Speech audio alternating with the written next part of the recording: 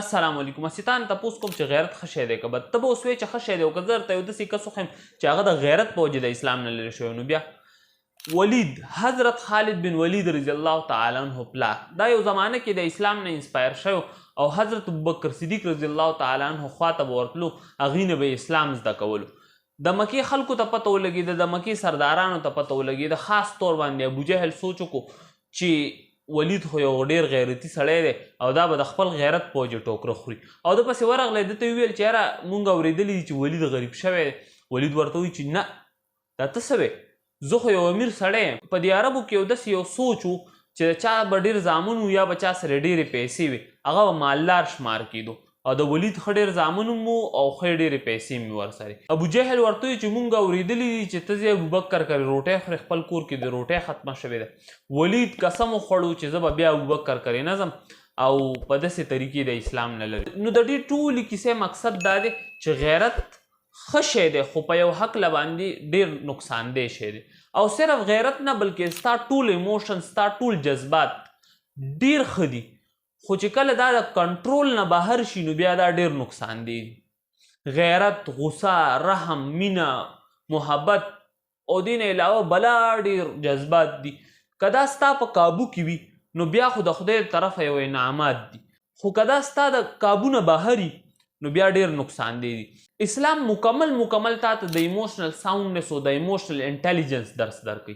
ایموشنل ساوندنس او ایموشنل انټیلیجنس دې ته نه وایي چې ته خپل جذبات مکمل ختم کا مکمل مجروح کا بلکې ایموشنل ساوندنس او ایموشنل انټیلیجنس دې ته وایي چې انټیلیجنټلی ته خپل ایموشنز چې کم دي هغه مینیج کا خپل جذبات کابو کې کا چې ستا په کابو کې نه کې ته د خپلو جذباتو په کابو کې شه لکه ته د خپلو جذباتو غلام مه جوړېږه د یو مثال په ذریعې د پوهولو کوشش کوم غصه یو جذبه ده یو ایموشن دی رسول الله صلی الله علیه و آله وسلم صحابه کرام ځان سره کېنولي او هغوی نه یې تپوس وکړو چې پهلوان څه ته وایي هغوی جواب ورکړو چې پهلوان هغه چا ته وایي چې چا نه هار کېږي نه څوک یې پړکولی نه شي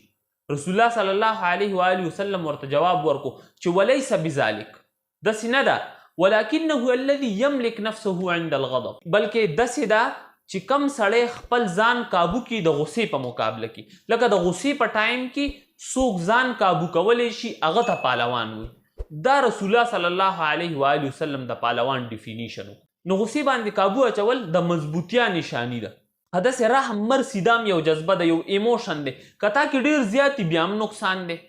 علامہ اقبال رحمت اللہ علیہ فرمائی کہ کافر کی موت سے بھی لرزتا ہو جس کا دل کس نے تجھے کہا ہے مسلمان کے معتمر او کبھی خدر کی نہیں سنگ دل او پتر دل انسانی نو بیام نقصان دے رسول اللہ صلی اللہ علیہ وآلہ وسلم فرمائی چې څوک د رحم نه محروم شو هغه د هر څه نه محروم شو د ایموشنل ساوندنس او د ایموشنل انټیلیجنس حوالې سره به د اسلام په تاریخ کې تاسو ته ډېر واقعات او ډېر اگزامپلز ملاوي خو یو مشهوره واقعه در سره شیر کوم حضرت علی رضی الله تعالی عنه د جنگ میدان کې دی جنگ شروع دی کله د چا نه سرکټ کیږي کله د چا نه سرکټ کیږي یو مقابله یو معرکه روانه ده دې معرکې دوران کې یو کافر حضرت علی رضی الله تعالی عنه ته په مقابله راځي هغه مقابله څه ټایمه پورې چلیږي د هغې نه بعد حضرت علی رضی الله تعالی عنه هغه پړ کي او مړ کولو والی چې هغه د حضرت علی رضی الله تعالی عنه په مخ مبارک باندې توکاڼې توکي چې څنګه هغه توکاڼې توکي حضرت علی رضی الله تعالی عنه هغه معاف کړي هغه حیران شو حضرت علی رضی الله تعالی عنه نه تپوس وکړي چې ما توکاڼې توکي پکار دی تاسو ما ته نوره سخته سزا راکړې تا زه ولې معاف کړم حضرت علی رضی الله تعالی عنه ورته وایي چې ما ته مړ کول صرف د الله دپاره اوس پکې زما خپله انا شامل حال د دې د وجې دی زه پرېږدم هغه حدیث مبارک کې راځي چې من احب لله و ابغض لله و اعطى لله و منع لله فقد استكمل الايمان وایي چې څوک د الله دپاره مینه کوي چې څوک د الله دپاره بغض ساتي چې څوک د الله دپاره ورکوي او چې څوک د الله دپاره لاس رانیسي د ده ایمان مکمل دی نو د دې حدیث نه ظاهریږي چې د ایمان د کاملتیا دپاره هم لازمي د ایموشنل ساوندنس او ایموشنل انټیلیجنس ځکه چې یو کس سره ستا دشمني د هغه کافر دی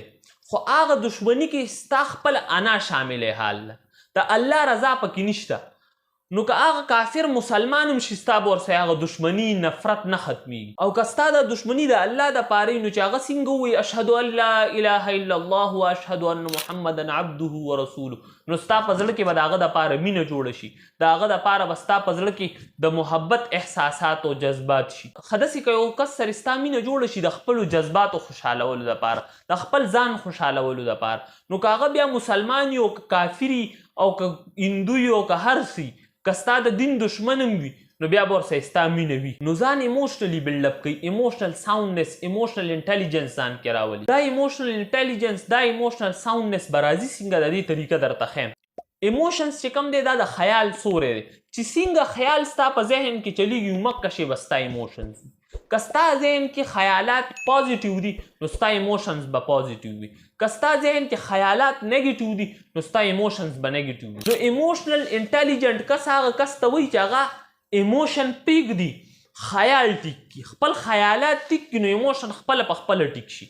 دلته یم د مثال په ذریعې د پویولو کوشش کوم چې ډېر ښه پوه شي. مثال کې طور پر ته یو ځای کې ډیوټي کې او ستا کولیګ دی هغه یو ورځ سحر وختي کې رالو په موبایل باندې لګیا دی او خندا بړچی شروع کړی او په داسې طریقې خبرې کوي چې لکه چا جینۍ سره لګیا دی او تا چې هغه وکتو خیال دی دا رالو چې دا ګرل فرینډ دی سره لګیا دی،